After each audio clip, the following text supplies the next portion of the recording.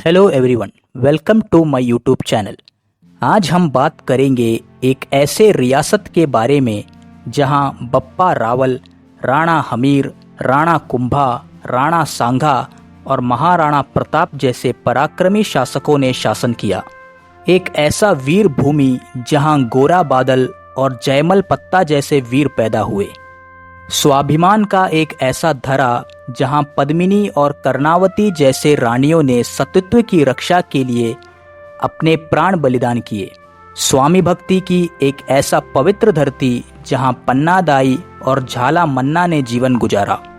हम बात कर रहे हैं वीरता, स्वाभिमान और स्वामी भक्ति की धरोहर मेवाड़ के बारे में। मेवाड़ एक ऐसा स्वतंत्र राज्य जिसने कभी भी किसी की भी गुलामी स्वीकार नहीं किया। यहाँ के वीर और वीरांगनाएं हर क्षण मातृभूमि के लिए अपना सर्वस्व न्यौछावर करने के लिए तत्पर रहते थे। मेवाड़ राजस्थान के दक्षिण मध्य में स्थित है। वर्तमान के उदयपुर, भीलवाड़ा, राजसमंद, चित्तौड़गढ़ आदि जिले मिलकर उन दिनों मेवाड़ रियासत हुआ करता था। यहाँ पर गुहिल और सिसोदिया वंश के शासकों ने शासन किया है। ये राजवंश सूर्यवंशी राजपूत थे। गुहिल वंश की स्थापना राजा गुहादित्य ने किया था और इसी गुहिल वंश में बप्पा रावल पैदा हुए, जिन्होंने मेवाड़ राजवंश अथवा मेवाड़ में गुहिल वंश की स्थापना किया था। इतिहासकारों का मानना है कि बप्पा रावल किसी राजा का नाम नहीं था, अपितु बप्पा गुहिल वंश के ही किसी राजा का उपाधि था। बप्पा किस राजा की उपाधि है, इस विषय में इतिहासकारों का अलग अलग मत है। इतिहासकार कर्नल जेम्स टोड अपनी किताब अनल्स ऑफ राजस्थान में लिखते हैं कि बप्पा ईडर के राजा नागादित्य के पुत्र थे। कुंभलगढ़ प्रशस्ति से हमें पता चलता है कि नागादित्य के पुत्र शीलादित्य थे। यानी कर्नल टोड जिन्हें बप्पा कह रहे हैं, उनका वास्तविक नाम शीलादित्य है। परंतु इतिहासकार कविराज श्यामल दास कर्नल टोड के इस बात से सहमति नहीं रखते। वे अपनी किताब वीर विनोद में लिखते हैं कि बप्पा शीलादित्य के पौत्र महेंद्र की उपाधि था। वही इतिहासकार गौरीशंकर ओझा अपने किताब उदयपुर की इतिहास में लिखते हैं कि बप्पा महेंद्र के पुत्र कालभोज की उपाधि थी। अब ये बात तो स्पष्ट है कि मेवाड़ राजवंश की स्थापना बप्पा रावल ने किया था, पर बप्पा किस राजा की उपाधि है, इस पर अलग अलग मत है। कर्नल टोड लिखते हैं कि इधर के राजा नागादित्य के शासन काल में भीलों ने उन पर हमला कर दिया था और उनकी मृत्यु हो जाती है। उस वक्त बप्पा की उम्र 3 साल था। बप्पा को वहां से सुरक्षित निकाल नागदा लाया जाता है। नागदा में ही उनका बचपन बीता। युवा होने पर वे चित्तौड़ जाते हैं।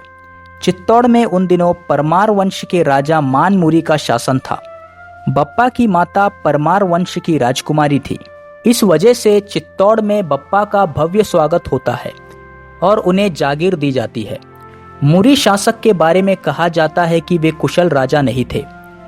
उनके सामंत उनके शासन से संतुष्ट नहीं थे, लेकिन बप्पा के व्यक्तित्व और पराक्रम से सभी प्रभावित थे। इसलिए सामंतों ने बप्पा से मुरी राजा से चित्तौड़ लेने का आग्रह किया। बप्पा ने मुरी राजा पर हमला कर उनसे चित्तौड़ ले लिया और इस प्रकार मेवाड़ वंश की स्थापना की। इस घटना पर भी इतिहासकारों का अलग अलग मत है। वीर विनोद में कविराज श्यामल दास के अनुसार गुहिल शासक अपराजित के समय में शत्रुओं ने उनके राज्य में हमला कर दिया और इस हमले में अपराजित की मृत्यु हो गई। अपराजित की रानी अपने पुत्र महेंद्र के साथ, जिन्हें श्यामल दास जी बप्पा कहते हैं, नागदा पहुंची। बप्पा का बचपन नागदा में बीता। वे यहाँ ऋषि मुनियों के गाय चराया करते थे। वे गाय चराने जंगल जाते थे और जंगल में उन्हें हारित नामक एक तपस्वी मिले, जिनको काफी दिव्य शक्ति प्राप्त था। इन्हीं हारित ऋषि की आशीर्वाद से महेंद्र को एकलिंग जी महाराज का दर्शन हुआ और हारित ऋषि ने ही महेंद्र को बप्पा की उपाधि दी। हारित ऋषि के आशीर्वाद से बप्पा को बहुत खजाना प्राप्त हुआ और इसी खजाना और हारित ऋषि की आशीर्वाद से बप्पा ने मानमुरी से चित्तौड़ जीता था और मेवाड़ वंश की स्थापना किया। इतिहासकार गौरीशंकर ओझा उदयपुर के इतिहास में इन दोनों घटनाओं का खंडन करते हैं और लिखते हैं कि बप्पा ने मेवाड़ राजवंश की स्थापना नहीं किया था।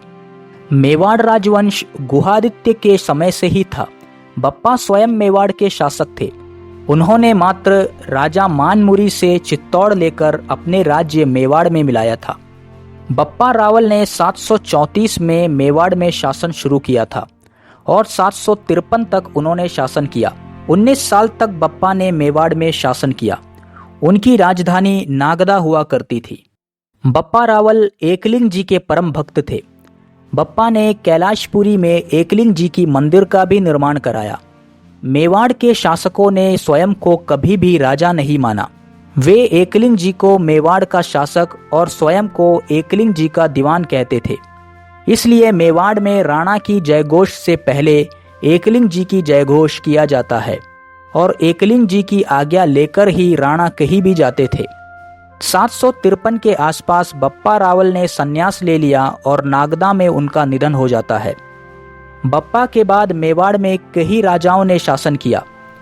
बप्पा के बाद जो महत्वपूर्ण शासक थे वे थे कुमान द्वितीय, जिनका शासन 828 से लेकर 853 तक का था।